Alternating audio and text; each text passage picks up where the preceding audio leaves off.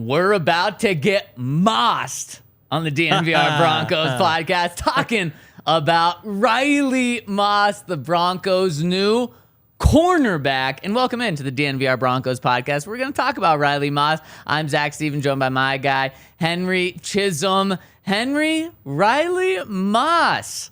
What do you think of him? What was your first impression when you saw the Broncos drafted Riley Moss out of Iowa in a trade-up? I was surprised. I was really surprised. That's not somebody who I spent a lot of time thinking about. I'm not sure what the consensus ranking was of him. It felt like it was lower than where the Broncos got him. But again, if the Broncos say he's that good, then they must have a plan for him that they think he fits well in. And I think that, I don't know. It's weird because Drew Sanders, we talked about him yesterday, and he's somebody who might struggle early on just because he needs to figure out how to play his position because he's played so many different positions. Hater Hank. They might need to tweak his... Yeah, well, sure. they might need to tweak his body a little bit.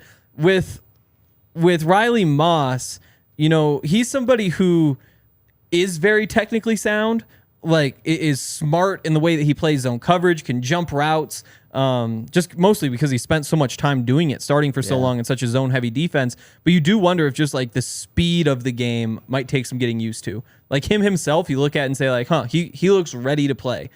But then you say, does he need to see Tyreek Hill run a couple times before he really gets his feet under him and understands what he's going up against? Yeah, if Tyreek's out in the field, let's just have Pat handle that. Yeah. But I mean, you're spot on, and I think everything you said there was kind of a very good overview of Riley Moss. Starting off with your initial impressions of when the Broncos drafted him. I think that was kind of everyone's reaction there when the Broncos traded up at the very end of the third round in order to get him on day 2. When you just take a basic look around at projections for him, a lot of people thought he was a day 3 pick. Now, I did see some early day 3 picks. A lot of people thought he was going to be a 4th round pick. Some thought a 5th round pick. Broncos took him in the 3rd. And so this is a gamble. This is probably the biggest gamble that the Broncos took here. Not only taking Riley Moss when a lot of people had a 4th, 5th round projection on him, but trading a future 3rd round pick. So what the Broncos did was they were out of day 2 picks after they took Drew Sanders and Marvin Mims. But they moved into the end of the 3rd round by using their 4th round pick this year and next year's 3rd round pick, the 2nd of their 3rd round pick, since they have 2, in order to jump at the end of the 3rd round in order to take Riley Moss. Anytime you trade up for a guy, even with Marvin Mims, the Broncos moved up 5 spots to get him, then there's just a little more pressure on that pick to pan out. I think there's even more pressure on Riley Moss, not necessarily on Riley Moss, but on the Broncos for Riley Moss to pan out because they use a future 3rd round pick, which pretty valuable. You're talking about a day 2 pick that you use, especially might not be as valuable in Sean Payton's eyes. That's extra valuable in George Payton's eyes when the Broncos don't have a 2nd round pick next year. Thankfully, they have a 1st round pick. But now we were talking about this going into this draft of, okay, next year they don't have a 2nd, but they do have 2 3rd round picks, which is going to give them a little flexibility. If they want to move up, make that a 2nd round pick, you don't have that flexibility anymore. So it just puts a little more pressure on Riley Moss. But let's kind of take a step back, just like we've done with these other few guys that we've talked about. And let's start with Riley Moss to give you just an overview of the type of player he is, the type of person he is. He was a track star in high school, on top of being a football player. And he was actually initially committed to North Dakota State, powerhouse at the lower levels of college football. And I say that very seriously. He was a top prospect for the lower level schools. But then he got this blue shirt year offer at Iowa, which I think means it delays a scholarship. Like they offer you a scholarship, but it delays it a semester or a year or something. Yeah, so they're all different. So the gray shirt is more common. These are weird. That's when you say, yes, I'm committed to you, but I'm just going to take a year off in between because there's a scholarship. Blue shirt is something like that, but is less common. I can get the details. So they're committing to you less. But you're kind of like a very heavy priority walk-on. Like you're above a walk-on, but you're below just getting a scholarship. So he took the roll of the dice of instead of going to North Dakota State, he went to Iowa And oh my gosh, did it pan out right away. Henry, he started half the games his freshman year, his true freshman year. You would imagine someone getting a red shirt, someone getting a gray shirt, someone getting a blue shirt wouldn't be playing on the field until like their junior year because the team's saying, yeah, we like your potential, but you're not good enough right now. That was not the case with Riley Mathis. He shocked everyone. And throughout college, he ended up playing 50 games for Iowa, so he just hit the ground running and never looked back. Played 5 years at Iowa, so I believe he's 23 years old now. Yep. He had 11 career interceptions. 3 of them he returned for a pick 6. He had, so many tackles, so many passes defended. He's 6'1", just under 200 pounds, so he definitely has NFL size to play. And like I mentioned, a track star, so he's got decent speed. And the speed thing is something I want to dive into in a second. Yeah. But what did I miss about his upbringing and his time in Iowa? Yeah, I mean, the track star stuff is for real. Like, that's so he's from Iowa. Yeah, he was the state champion 110-meter hurdler. Which, I mean, for a cornerback, hurdler sounds nice. What does that mean? Running and jumping? Yeah, that's what you want. Yep. And he also said, like, there's a lot of other similarities with cornerbacks in particular with just the way your hips move. Like, you need the same fluidity of hips. According Christian to Barker, like those fluid hips. He sure will. Again, this is somebody who wants to be drafted as a hurdler. So, I mean, who knows how much it translates, but it does kind of line up when you look at him. Yeah. And you see it on tape, too. But his time wasn't just, like, the best in Iowa. I think it was top 10 nationally. Like, he could have probably been a track athlete in college. Yeah. Like you said, North Dakota State. North Dakota State and Iowa are basically the same school. Wow. Like in terms of their football programs. Wow. Yeah, like it's the same. Like you Iowa. You can tell Hank is from right around North Dakota saying that. I mean, I guess I am. Man, you could say that about some other, you could definitely say that about, CU before this year with Deion. You could say it about a lot of other schools. Iowa, they're like a top 25 program. They're in and out of top 25. And I think that just the way that they play, again, like we talked about Hunter Lupke, the fullback who I love. That's a fullback school. I mean, we talk about Trey Lance, who the stat is still true that Tom Brady threw more passes again this season than Trey Lance has thrown in the NFL, college, and high school combined. Insane. Again, that's a product of the system they run there. It's such a physical, trenches-oriented type way of playing the game that you look at that and then look at Iowa, and it's the same thing, just Iowa gets the better athletes. And then also, like, if NDSU was an FBS school, probably fringe top 25 more often than not. That's insane. But yeah, I do think that there's a lot of similarities there, and that's why the fit made sense.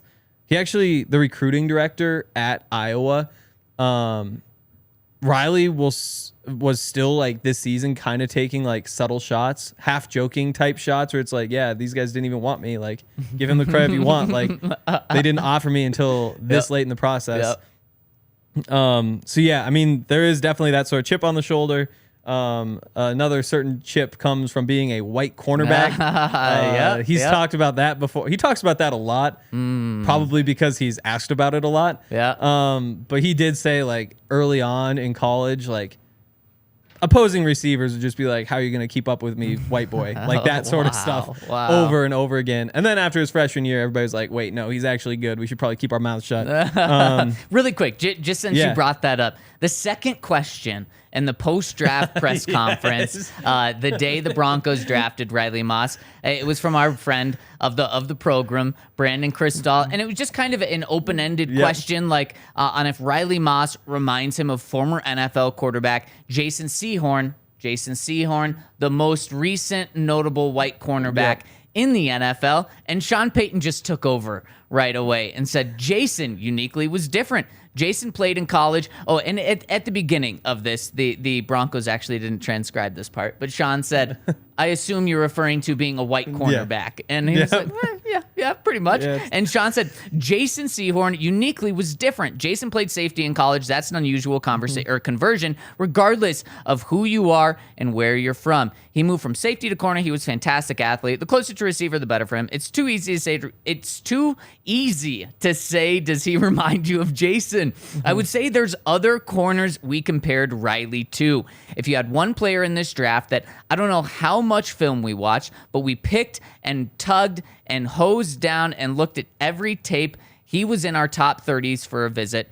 All the numbers, prototypes. We love the makeup. We spent as much time on this player because this is one of those players that we felt in the very beginning was going to be one of those decisions. Sure enough, he was. And then he goes on to say, I was with Jason. Holy cow. He was married to American actress Angie Harmon at the time, and there was a lot of things that were different. Yeah, no idea. Yep. So Sean Payton said, yeah, maybe the best comparison isn't just the other white notable cornerback. We compared him to other guys because of more than just what he looks like on the outside. Yeah, and you do wonder, he's mocked day 3, that sort of stuff. What if he wasn't white? Like, would that have played a factor? There's a real chance. When did Jason Sehorn play?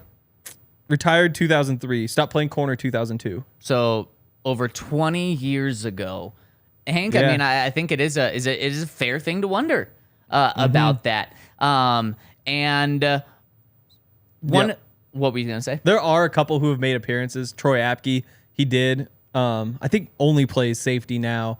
And then the other one was the one with the K. One with the K. I don't. Right here. Ethan Kilmer? Kevin? No. Oh, there's 2 with Ks. Kevin Koenigsberg? Yeah. Yeah, and that's Jose in the comments chiming in, saying that they gave it a go. I should probably say with Jason Sehorn, the one that just starter. did it for a long time. Exactly. Yeah. But, I mean, you do just wonder how much does that factor in? And I would guess when it comes to the, front offices, coaches, they aren't going to get too bogged down in that. You wouldn't think so. You just look at the tape. But when it comes to the projections, which come from media, you do wonder if that could skew people's opinions. Sure. And I'm sure, for some people, it absolutely did. Sure, absolutely. And Riley Moss, so fascinating on paper. You look at his backstory, you look at his stats, and you watch him play. Henry, I can't wrap my mind around Riley Moss. And if he's a great pick, if he's someone that, probably should have been picked on day 3. And so let's just talk about him as a player now, because one of the things when I was watching his film yesterday, something that jumped in my mind was something I said about Drew Sanders. When Drew Sanders has the play in front of him, he's really good. Yep. When he has to turn his back, it's just a little... You get a little worried about it. And with that popped to my mind when I was watching Riley Moss. Now, he does a great job of keeping the play in front of him. Despite being cornerback, you think, oh my gosh, that's a terrible thing to say about a cornerback. But no, it actually, and one of the things, he's a zone cornerback, at least from what we've been able to see. Like you said, Iowa plays a lot of zone, so it was kind of hard to get a grip on how good he is. A really good zone cornerback. And the thing that jumped out to me were his eyes and vision, and now I think instincts plays into that. I believe George and Sean Payton talked about his instincts, and Riley talked about his instincts, said that's one of the best things about his game, and I think instincts kind of falls in to his great eyes and vision, and there's 2 ways to play cornerback. You can either have your eyes focused on the receiver himself and just be following the receiver, regardless of if you're in zone or man, obviously a little bit easier to do when you're in man, or you can have your eyes primarily focused on the quarterback and just kind of out of your peripheral vision, you follow the wide receiver, specifically when you're in zone. And Riley Moss is an absolute mastermind at having his eyes follow the quarterback. Occasionally, he gets a little thrown out of space and loses the receiver. But for the most part, Henry, I was blown away with just how much of an NFL vet his eyes seem already. And that's what allows him to make plays and get 11 interceptions, because he's not reading the wide receiver and getting, confused and juked on fakes and stuff. He's just watching the cornerback or the quarterback while being able to stay with the receiver, and that allows him to make plays on the ball, and that allows him to break off his zone to go to another zone to make an interception. Like I said, 11 interceptions his time at Iowa. So that's one of the big things that jumps out. His eyes, which then lead him to being a playmaker. Yep, absolutely. And that's where, again, it's mostly because we've only seen him in zone. Yeah. That first of all, he's really good at that because he spent so much time doing it. That's absolutely the strength of his game, is just reading what's developing in front of him and jumping routes and doing that sort of stuff. He's a playmaker. And again, plays a bunch of off coverage and has gotten really, really good at that, in particular over time. It's part of the reason why he might make more sense as a safety. And I don't think he does, but it is kind of the fallback plan, I think. If for some reason he can't hold up, if for some reason he can't play man coverage, you say, hey, we play him at strong safety, or in that case, you're rotating him down over the tight end, or you put him in the slot. He's your kind of your nickel cornerback, could be an option because you're doing a lot of those things where you get to read and jump and break on routes. But yeah, I mean, that's why you draft him. That is why you draft him, because you see him read what's developing in front of him and go jump passes. I'm trying to pull up. I can't figure out what percentage he was in man versus zone, but it's a pretty ridiculous split. Yeah. And that's where he probably isn't as good, just because he hasn't spent as much time doing it. And the tape backs that up a little bit too. But you also look at like Jair Alexander, for example, who, I mean, it's different. He's a first round pick with freaky speed, but the knock on him was, it can be a little bit grabby in man coverage. Doesn't seem super comfortable there. Turns out it just took a couple years of playing some man coverage, and now he's great at that, great in zone coverage, and is one of the best cornerbacks in the league. Yeah. It's a really good point. And so that's something that Vance Joseph, Christian Parker are going to have to help Riley Moss develop, because that's a big part of the game, man coverage in the NFL. So you have to imagine that his progression when in man is going to take some time, but zone, I mean, he's got to be almost as polished as any cornerback coming out in zone because of how much he's played and just how good he is on tape. And Henry, I'm happy you mentioned it. In back-to-back picks, the Broncos drafted versatile players, you could say, or if you want to be negative about it, positionless players. Where are they going to play? You don't know coming out. A lot of people thought he was going to play safety. Right after the draft, Sean Payton made it extremely clear that he, George, and the Broncos scouting department had a clear vision for Riley, and it was always at cornerback. So he is going to be a cornerback.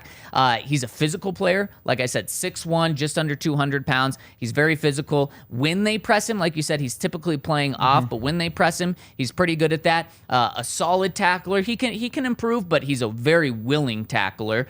Potentially brings some hard hits, so that's kind of where you see maybe he fits in at safety as well. But the willing tackler is huge for a cornerback, and although he can improve his tackling, just the fact that he's willing, you can tell that on tape, and he's just not afraid to get in the piles and mix it up, and specifically for a corner, specifically for someone that's 6'1", 200 pounds. But if he doesn't work out as a corner, he does have that versatility to be moved around. But I really like how 2 hours after they drafted him, Sean Payton came out and said he is corner, just like I was happy they said that with Drew Sanders. He's playing inside linebacker. Give him a position, have him stick with that for a full year, for 2 full years, and then once he grasps it, once he's mastered zone in the NFL and man in the NFL, then you can move him around. But I'm really happy that they have that clear plan for him. So Riley Moss played 486 snaps in coverage last season, 68 of them in man. So there's your number. And I mean,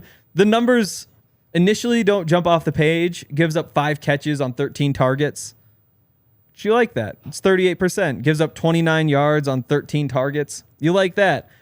Also gave up 2 touchdowns, and that's compared with also 2 in zone on like the massive number of snaps that he's out there. You know what might take Riley Moss's game to the next level in the NFL? Athletic Greens, just putting a little scoop in his water to start the day. You take a scoop of Athletic Greens, put it in your water to start your day, and you're going to get 75 high-quality vitamins and minerals. You're going to get superfoods. You're going to get probiotics. You're going to get so many things to help your body recover, get the day started, and be healthy, including whole food source superfoods, minerals, and adaptogens to help get that day started right. We all take it. We all love it, and it's just a perfect way to start your day. And they have over 7,000 five-star reviews from other people, showing that it's not just us that loves the product. I know athletes use this as well, and it's cheaper than your daily cup of coffee as well, so it's an easy thing to just fit into your routine. And if you want to get a free year supply of immune-supporting vitamin D and 5 free travel packs, go to athleticgreens.com/Broncos, and you're going to get hooked up with 1 free year supply of immune-supporting vitamin D and 5 free travel packs. Those travel packs are huge when you're hitting the road, and with your first purchase. So check them out, athleticgreens.com/Broncos. And also, go pick up the Performance Package 4.0. Oh. It's the perfect Father's Day gift. Because, we all have fathers who maybe have a little bit extra ear hair, a little extra nose hair. Yeah, you're talking about above the belt stuff.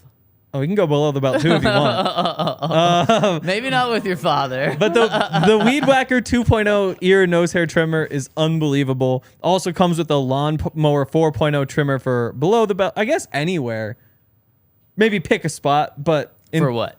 The Lawnmower 4.0. Oh yeah, anywhere. Yeah, anywhere. Riley Moss used to have that mustache. He did. He could have used the Lawnmower 4.0 to get rid of it. He didn't have it at the combine. Thank goodness. Oh, no? I'm not a fan of the Man, mustache. oh, I loved it. It's tough to pull off a mustache. I can't wait to talk to Kale about this. Can't wait to talk to Kale. See, Kale, the thing Kale's is, an Iowa boy. when you kind have the hair on the top of your head and the mustache, it just is a bit much for me. Wait, like so- when the mustache is the only thing, I think it works well for Kale. This is so funny because, well, one, you're trying to save yourself with Kale right now. No, You're trying to save your relationship. I don't need to save myself with Kale. Fair. But also the guy with no facial hair, me, saying I like the facial That is hair on true. him. The guy with facial hair saying you don't like the facial hair on him. You got just the mustache is just such a move. Like you really have to get it right to pull it off. I had that last year too. I had the mustache and the mullet at the same time. Oh, see, I Yeah. love that. I love Yeah, that like- look. Now, I don't know if I Love. would want to get married to you with that look. You Yeah. know, if I was My wife made you're- me shave it off and take off the mullet right at her there wedding. you go. Yeah. There you go. For like a wedding purpose, but man, why not have some fun with it? Yes. No, you hate it. Well, I mean, You hate it because you approve of Manscaped. it was fun. It just didn't look good. That's all. Wow. Thanks, Hank. Appreciate you. For those of us with facial hair, though, Manscaped also has the I lost my spot. The Beard Hedger Pro Kit. Wow. So this is a new one. This isn't something we've talked about in the this is past. new. So it comes with the Beard Hedger trimmer, which is a trimmer meant specifically for beards, as you probably Yep, above figured the out. belt. Yep, above the belt, unless you're like bent over weird or something. But like well, I mean, it doesn't That matter. takes It your will mind forever places, I'll be- say. The belt, it will forever be under the belt. Forever. Damn, that's a good. See that? Wow. That was below the knee, even.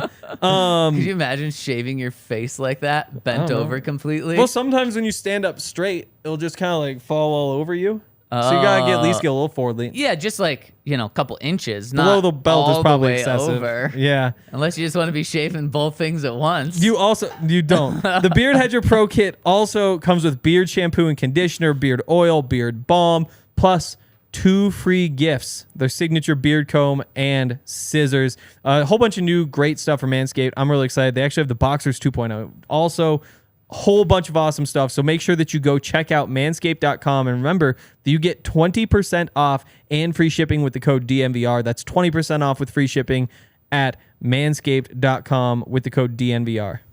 All right, Henry. Some cool news coming in right now that I just want to hit before we Oh. talk about Riley Moss even more.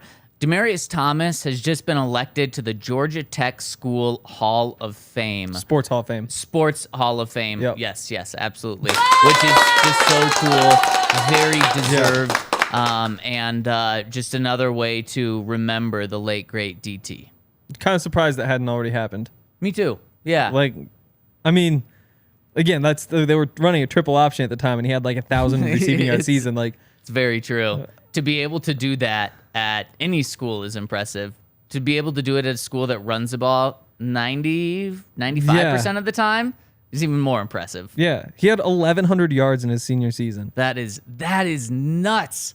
Can you believe that 2 of the best receivers in the past 20 years went to a run first school in Calvin Johnson and Demaryius Thomas? And not just run first, like run always. Run always. So number 2 receiver on that team, Embry Peoples. A legend, 244 yards on 8 catches. Because again, it's 8 catches averaging 30 yards a catch because that's what they do in those triple option offenses. Yep. It's just like, oh, look, they finally left this one guy uncovered because they know there's no way we're throwing it to him. For an entire season, 8 catches. 8 catches, 244 yards. That's the number 2 receiver. Number 3, 6 catches, 137 yards. Oh, my God. How many catches did DT have? 46. 46. Dang, that's really impressive. Yep. Wow. That's just a freaky season. Yeah. Nobody does that there. No, nobody does that there. So on the field, off the field, DT certainly deserves it. So we're thinking of you, DT. Congratulations. And okay, let's talk about one more thing about Riley Moss's game, because we talk about how he ran a 4.45 40, which is good. Solid, nothing special. Exactly. Good. Because now receivers are running, consistently. Maybe not consistently, but consistently they're running 4.3s. And then now you're seeing every year some guys running the 4.2s. So 4.45, it, like you said, solid, nothing to write home about. It's not something that you're super concerned about. But then he's a track star. So you're like, damn, this guy is fast. But when you watch the tape, my biggest knock on him, with kind of putting man coverage to the side because we just didn't see it at all, so you can't really judge that, was when he gets beat down the field, it's tough for him to catch up to receivers. And I don't know what that is, because it's not like he was a fast guy running the mile where he doesn't have that burst. Now, he was running 110-meter hurdles where you certainly have a burst and you have that speed, but maybe it's just he just doesn't have elite speed. And when he gets beat, and it's tough for him to catch up to guys. So that's your concern there. But if you're playing zone, that makes it a little bit less of an issue, especially if he has safety help over the top. So that's kind of my biggest concern with Riley Moss. But what just doesn't add up, and why it just doesn't make sense, is because he's a track athlete. He's like supposed to be super, super fast. So that was just what my emotions going through. This is, man, he's fast, 4.45. That's okay. That's good. But then that's kind of his weakness, is when he gets burnt, he's not going to catch up to him. Yep. That's right up there. And I guess I should also add, you brought up the tackling. He is really good at that. That should definitely be emphasized more. Like, he's, without having dug into every cornerback in this class, I can confidently say he's a top 3 tackler. He might be the best of any of them. Just the size helps, the technique, the way he cuts guys down, gets around blockers. Like, that is another real strength there. So I just thought we should definitely double down on that. Yeah, and that's why some people thought that he could be a safety, or certainly in the nickel as well. He was Iowa's highest rated defender according to Pro Football Focus. That might have just been the first half of the season, but I wouldn't be surprised if he continued that for the second half of the season as well. They also had Jack Campbell on that Iowa defense, who was 19th overall pick, first round pick from the Lions, so that kind of speaks volumes to him. 11 interceptions. He has really good ball skills. You mentioned the hurdling, jump balls. He is very competitive in, and he just positions himself because he has great vision and he's watching the quarterback. He's able to just box out guys way before the ball gets there. So he has great positioning. He has really good hands. He has jumping skills. That's like the perfect combination for 50-50 balls. Now, it might be a little more difficult when he's going up against 6'4", 6'5", more athletic wide receivers in the NFL, but still, he's got a great start there. Like I said, good hands. And let's see, just any other notes I had. What do you have? Pro Football Focus gave him the #1 career cover grade of any of the cornerbacks this year. Wow. Yeah. How about that? That's can't ask for much more than that. No, that's a good one. That is really impressive. And here is what Riley said about his strengths. He said, playing in the Big Ten, you have to be a physical defensive back. You have to come up and make tackles. I think I'm a physical player. I think I'm an instinctive player. And I'm just a ball player all around. He said, went on and said, I'm an instinctive player. I think that's the biggest thing. That's one of those things where everyone has that. I think you're just born with it. It's tough to teach that type of thing while also being tough. In Iowa, our practices were tough. We tackle 3 or 4 times a week. I'm used to that part. And I think that's a big part of my game as well. Yep. That had to jump out to Sean Payton specifically. Not just the toughness part, but liking to tackle and just really being around it, because Riley Moss would have been maybe too easy in Nathaniel Hackett's system last year in terms of the Broncos didn't really tackle. Sean Payton wants an emphasis on tackling. I'm sure he made that clear in his top 30 visit that, hey, I'm from Iowa. That's what we did, and I'm ready for that. Definitely. I think, it's like you said, the question is, can he hold up against the big receivers? Can he hold up against the fast receivers? Like, that's just the jump from college to the NFL, but that makes sense for any cornerback to kind of be the question. What happens when you play better athletes? And that's going to kind of determine his ceiling, because right now he does seem to be one of those maybe a little bit lower ceiling type players, although if the ball skills totally translate and he's giving you a few interceptions a year, then maybe that's wrong. What you really like is the high floor, special teams player for sure. And he's definitely going to be worthy of a roster spot. I think that's what you can always fall back on. You don't draft somebody hoping for Kayvon Webster, right? But he will be at least your Kayvon Webster. And there's good reason to believe he'll give you more than that. Yeah, I completely agree. All right, Hank, let's dish out grades.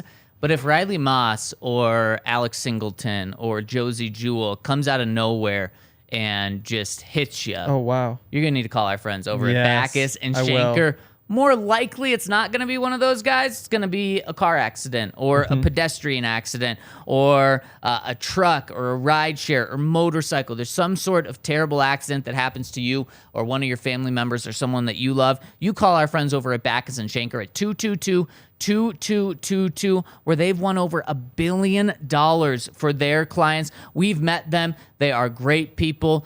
And unfortunately, they've gone through similar terrible circumstances in their lives where they've had to rely on people to help them in this time, so they can relate to you. They know what you're going through, and they win. And on top of that, you don't have to pay them until they win your case. So it's free to have a consultation with them. It's free while they work on your case, and there's no fee unless they win for you. And like I've said, they've won over $1 billion for their clients. They're serving all of Colorado, including Denver, Aurora, Inglewood, Fort Collins. Make sure to check them out. Give them a call at Backus and Shanker. That's 222-2222.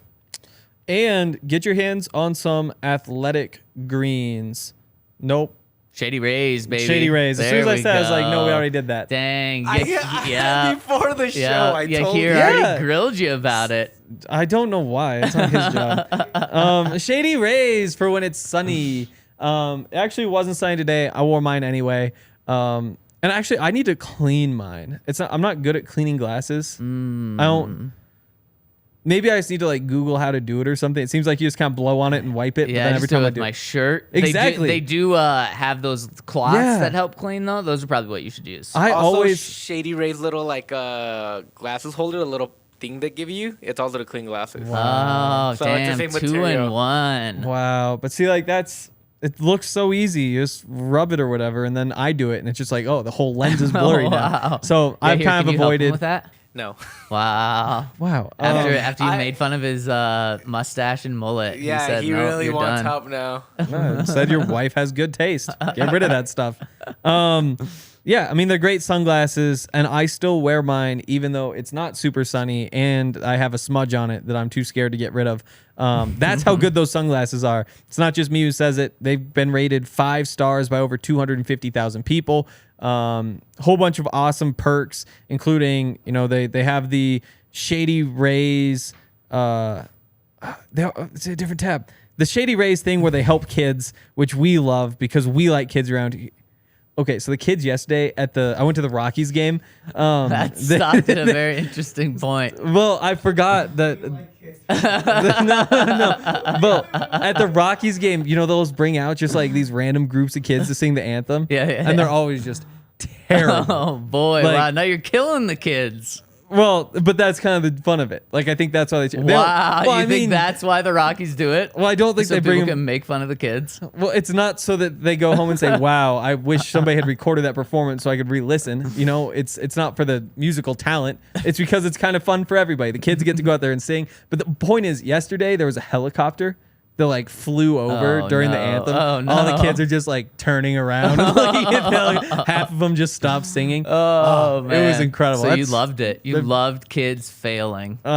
Who does? I mean, the kids are effing stupid subreddit. That's like my home. Oh my gosh! Wow. But yeah, we do also like kids in more positive ways, and Shady Rays helps them build play sets like for pediatric cancer patients.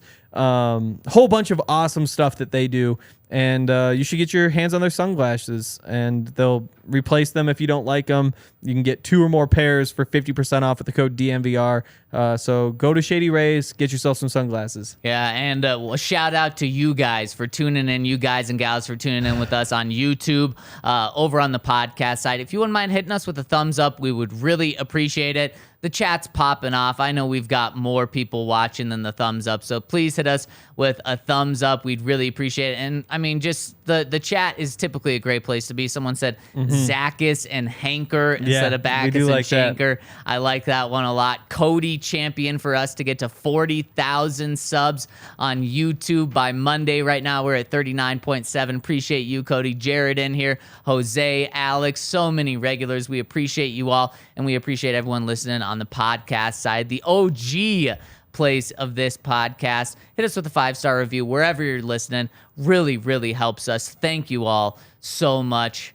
And let's give out grades, Henry. Let's give the people what they want. My favorite comments on this was when Hank started doing athletic greens, they're like fumble, and then everybody started calling them fumbies immediately. Oh, wow. Welcome to the fam, Hank. Oh, that's a shame. Yeah, you did fumble that one. Maybe you got hit by Alex Singleton, just couldn't hold on. Wow. I was going to say, like, I feel like I remember that, but maybe not if I got hit hard enough. That's very true. Henry, this isn't the first time the Broncos have drafted a cornerback in the 3rd round from Iowa in recent memory. Michael Ojemudia may come to people's minds. That one didn't turn out very well. No. Wouldn't have got a good grade post-draft, post a couple of years in the league. But let's hand out a way too early grade. We know it's way too early. Things can change, but just initial grade for Riley Moss. Give it a B-. We'll give it the B-. Okay. Yep. Why? I like him. I think he's a good player. The price is a little steep with the 3rd round pick. Would have thought, again, we all expect him to be a day 3 pick. Again, working off like a C+ average. I'll give him just a tick above average just because the ball skills. Like, there's a chance that he's a real playmaker. Yeah, and I'm going right there as well. I'm going a B- with this pick as well. It's risky by trading that future 3rd round pick. The Broncos could have potentially got him with just their 4th round pick that they they traded with the 3rd round pick. It was a pick in the top 10 in the 4th round, and so it was risky to trade that future 3rd. But I like that they said, we love this guy. We got to have him. Let's go make a move. So that gives me confidence, but it is just risky there. So you go B- here. And another reason why the B- instead of, I think I've handed out a B+ and an A- over this past week for other grades. The reason why B- is we know he's great in zone. We don't know much about him in man at all. That's half the game, maybe even more than half the game. And so that's a massive question mark here, but he's great at what we know he can do. So that's good, but just a massive question mark. Outside of that, he should be a guy that is ready to play zone right away. But just man, if he needs time to learn how to play man in the NFL and to not let guys get behind him and to work on his speed a little bit, well, then maybe he's not really seeing the field until 2024 and a starting role potentially until 2025, something like that. With being older, kind of hurts just a little bit there. And so Riley Moss, I do like his potential. And from Ryan, he is giving him an A. He said, citing the Zebra technology stats, which I'll hit for in a second, from the Senior Bowl, and Sean Payton's close relationship with the Zebra team, which is a very interesting point. Sean Payton was at the Super Bowl being sponsored by Zebra Technology, which is a company that does a lot of sports tracking, stats, speed with the game. And Sean Payton was there with Zebra. He knows all about Zebra technology. And Zebra technology was at the Senior Bowl, where Riley Moss was the second fastest player there in terms of top speed. He had 21.55 miles per hour.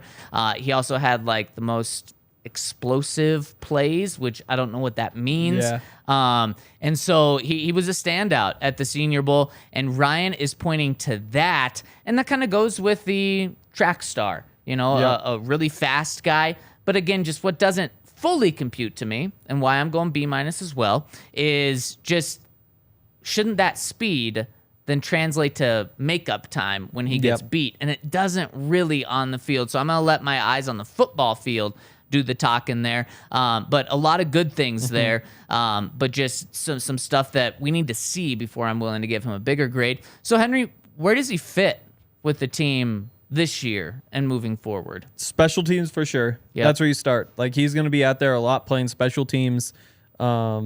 And he's just given all the traits, he seems like he should be making plays. Like, you could see him as a gunner going down and laying guys out. Absolutely. He seems like he would also really enjoy doing that. So that's where it all starts. And I don't know. I mean, he probably gets like 8 snaps of special teams a game, maybe more than that, maybe 12, call it 12. Does he get more than that over the course of the season on defense? I would say probably, but it's going to be pretty close. So I always thought that the best idea would be to get some sort of veteran who can come in and kind of fill in for Damarri Mathis if Damarri struggles at some point, which I don't expect, but it's possible. And they didn't do that, and I didn't love the rookie route just because what if that guy struggles too? But in terms of rookies that you could plug into that role, Riley Moss fits really well. Just given the experience, given how polished he is. Again, there's the question marks in man, but you play zone defense 60% of the time. If you need to cover for him because things aren't going well, you can cover for him if you have to. You can put Justin Simmons over the top and make something work. And so I do think that in terms of third-round rookie corners, he fits really well, which is what you should expect because the Broncos picked him over some of the other options. Yeah, and really quick, just talking about our grades one more time. Some people are saying you're supposed to grade the pick, not the trade compensation. And there's a distinction there. We're not grading the player. We are grading the pick. Yep. And in the pick, you do have to take into account, how did they get this pick? I didn't factor in the trade in mine. Okay, you didn't? Mine was just I at did. Okay. 83 or whatever it was. Okay, very fair. Okay, and so you're still giving a B-. I'm still giving a B even with factoring that in. But you do, I think for factoring in the pick, you do have to take into account that future trade compensation. But to go off what you were saying about where he plays this year, I agree. He is not, I don't think, going to push Damarri Mathis for a starting role come week 1. Things could change in the middle of the season, but week 1, and in fact, I really think this entire season, he's not going to be that starting cornerback opposite of Pat Surtain because he has half his game to still develop and work on. Even if he is good in man coverage, Henry, what'd you say? He played 60 snaps in man last year 68. Out of 450? That is just, he needs a lot more practice with that. Damarri is a lot more polished as an all-around player. So I think he's, a dime, maybe nickel player, but a dime player on defense. So he is seeing the field as a rookie, but not as a starter. He may not even be your true backup outside cornerback. Maybe he's your backup to K'Wan Williams in the slot, something like that for this year. And then you hope that a third-round pick is at least pushing Damarri Mathis for that job next year. If Damarri continues to develop in the way that I think he will, I'm really high on Damarri Mathis. So I think that Damarri could hold him off and really be a great number 2 cornerback in the NFL. And then that would just leave you with great depth. And then also Vance Joseph can work with this and say, if there's an obvious zone play that we want to do and we're okay tipping our hand to it, Riley Moss, you're out there because you're so good at that. I think one of the things that Vance should do, kind of use him in that dime nickel spot and allow him to be a zone playmaker and just kind of creep around, the 10 to 15 yard mark of the field and try to make some plays as a rookie. I think he's a specialist on defense this year, and a specialist. He should be a 4-core special teams player this year, like you said. Yep. And I think there's a chance that he starts by the end of the year, but that's like 60% to do with what Damarri does and 40% to do with what Riley does. Unless I think he'll get some opportunities to kind of show himself. Because again, I mean, that's a guy who had 11 interceptions in his college career. Like, that's a crazy number. And I think that anytime you bring in a guy like that, because so much of it's instinctual, you don't necessarily know during practice exactly what you have. I think you kind of do need to see him in games, like under the lights. Like, does he just keep giving you these big plays? Does he force your hand and make you put him on the field? And because of that, I think they give him an opportunity. But like you said, it's probably, dime packages for sure, because your other option is Tremont Smith. I think Riley Moss is ahead of Tremont Smith on the depth chart. Unless camp goes horribly for him, I would guess that's how it goes. Passing K1 is probably going to be tough to do. I think passing Damarri is probably more likely, although K1's gone after this season, and that's why next year what you really hope for is some form of Pat, Damarri, and Riley Moss as your 3 cornerbacks with 1 in the slot. I don't know who that would be. Like, I know that kind of the fallback plan, it makes sense for Riley to be in the slot, but I also think a lot of the times that he makes plays, it's, running up the boundary and making a jump ball, or on an out-breaking route, he's able to undercut it before it gets to the sideline. Yeah.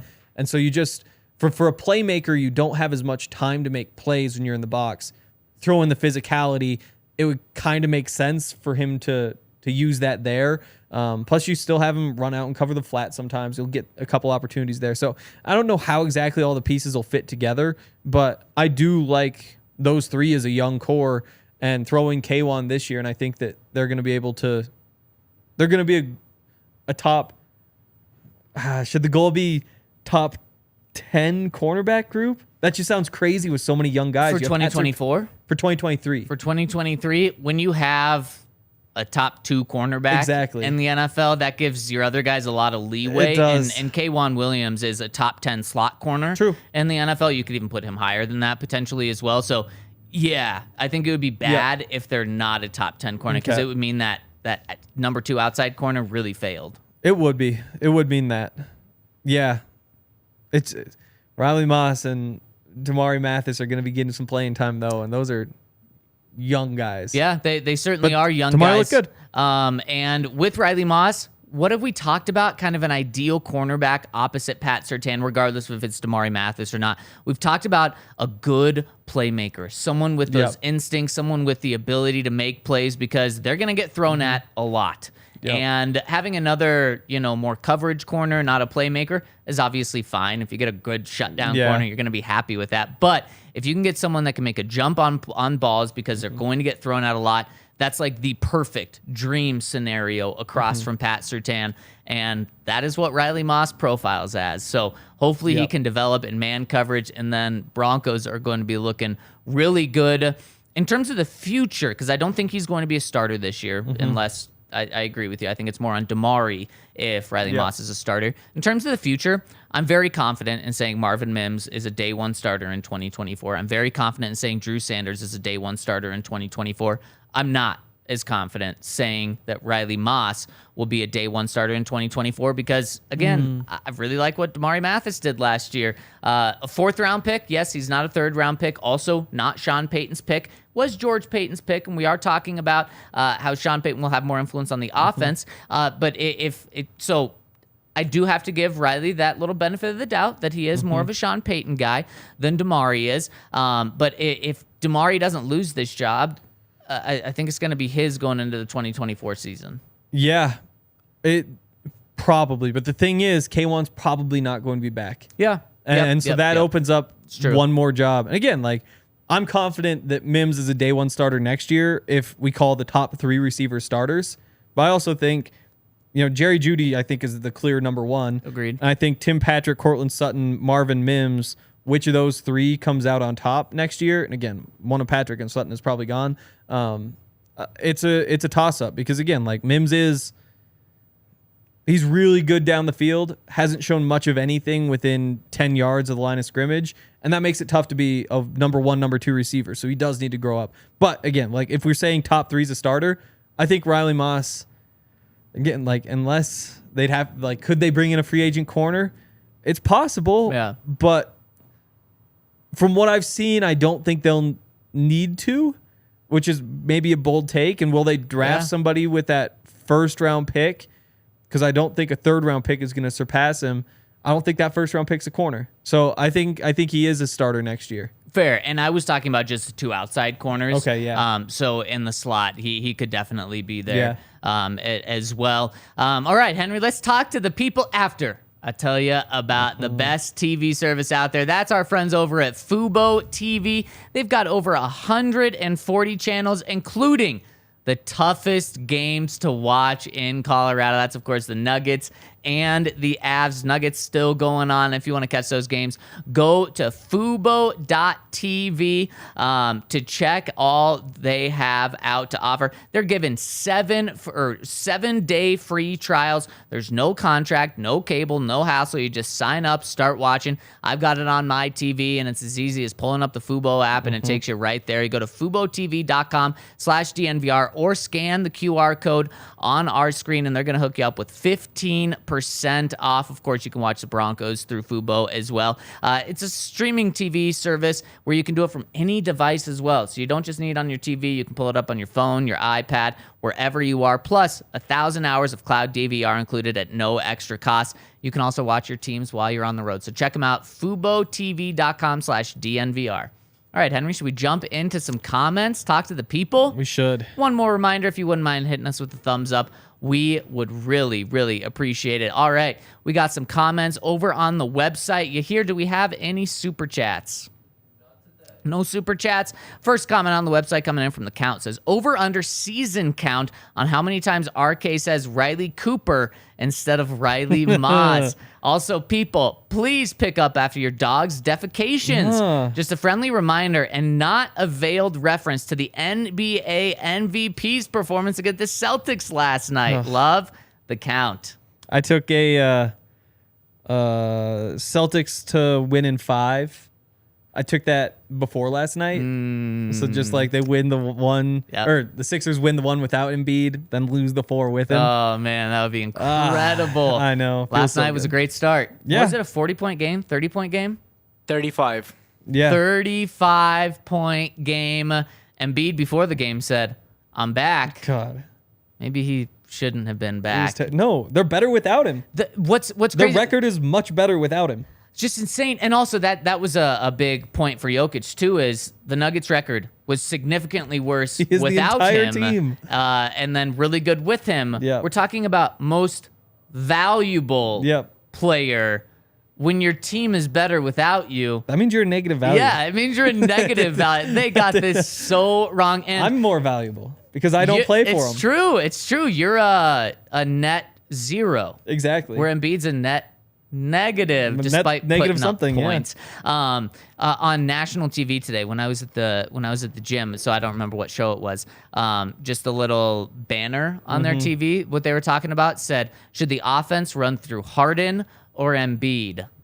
Are you kidding me? This dude's supposed to be your MVP. I would think if he's your MVP, not just your team's MVP, but the NBA MVP, it's supposed to run through the MVP. Just absolutely ridiculous. And I think most people, if not everyone, are pulling for the Celtics. I think so. We all want your bet to hit, Hank. Thank you. What odds did you get? That was plus 475. Wonder what that's at now. Do you know? I could check. Plus 250 potentially. It's gotta be more than that because they still need to win 3 in a row. But how it looked. I mean, it did. Night. Yeah. Oh man. I also. What do you say about the picking up the dog poop? He said basically to do it. Also, people, please pick up after your dog's defecations. Yeah. That's why I don't want a dog because I'm not picking up an animal's poop. I'm just not going to do it. See, and if you don't want to pick up after animals' poop, then don't get an animal. Exactly. So I respect that, Henry. Exactly. At least with a cat, you get to, I don't know. You get to use a it's tool. Easier. Yeah, like it feels. It's true. And The you whole do like it, put the bag in your hand and I agree. ugh. When it's warm. Oh, God, that's that's disgusting. tough. That's I agree. terrible. That is a tough part. Plus 340 now. Plus 340. Yahir doesn't want to dive Because he in. likes it. I have 2 dogs, and I'll pick up as much poop as I need to keep my 2 dogs, dude. Really? I don't know like how great it is to have pets. I just don't know if I'm capable See, of I like, love my cats loving too. something I guess like I that. would pick up my cats if I had to. Same thing with like But babies. I don't have to. It's like Oh man, the babies. I wouldn't trust you with a baby to begin with. If Wow. yeah, it works. I mean, it's the perfect situation because I don't want a baby. Nobody's pushing me to get a baby. true. All lines up. It's true. Henry, you know what day today is? Oh, Star Wars. It's the Star Wars it's thing. May 4th. May the 4th be with you. And Nash Bronco says, Happy Star Wars Day. Yep. Yeah, this would be Nathaniel Hackett's day. We'd probably be celebrating this if Nathaniel Hackett was still here. Wow. R.I.P. those days. Probably have a press conference. You think Sean Payton is celebrating Star Wars Day with like getting Star Wars themed cookies for the players or anything? I don't think so. Yeah, I don't think so. I don't think so. What either. do you think he even knows about Star Wars? Do we think Sean Payton knows about Not Star knows. Wars? Has he watched a single Star Wars movie? I'm sure he's watched one. I'm sure he has. Yeah. Yeah. Do I think he'll be quoting them or referencing them in any sort of way this entire season? Absolutely not. And last comment coming in from the Danimal says, Zach sort of addressed my concern with this pick yesterday, which is that I love the player, but hate him playing for Vance Joseph. I'm curious if the statement that he will be at inside linebacker was a decision to best utilize his talents or a control put in place to make sure Vance doesn't fail to develop this guy properly until we have a more fitting DC. I obviously hope Vance Joseph succeeds because that means the Broncos succeed, but history tells a story that our defense regresses to slightly below average and our young players aren't developing properly. Thoughts? The Danimal. So thank you for agreeing with me, but I'm going to try to ease your concerns a little bit. I don't think the Broncos view Vance Joseph the way that our guys in Arizona do, because I don't think you hire a guy if you don't think he can develop young talent at all. So I think it's very fair that we have those concerns because people that were very close to Vance Joseph and have watched every practice, they've watched every game, have had those concerns. I just, that would be crazy if the Broncos hired Vance saying we have to control the way Vance handles players because we don't trust him. Yeah. And I don't think Vance would take that job either. Like, he's an established defensive coordinator, you know? So I don't know. I've been higher on Vance throughout this whole thing. Yeah. But I think the whole, like, oh, he misuses whatever. The Cardinals don't have good players. That defense was going to suck regardless of where he put him. Could he have, like, oh, look, he could have turned Isaiah Simmons into an 84 overall defender instead of an 81. Yeah, like, maybe. But who cares? Like, that defense was going to suck regardless. Yeah, I think those were Madden ratings. Yeah, that was That's kind of insane. Exactly. Like, that's the only way to do it. Like, I don't know. I'm not concerned. I am concerned. I do like that the Broncos are giving structure to these players. I don't think it's in spite of Vance Joseph.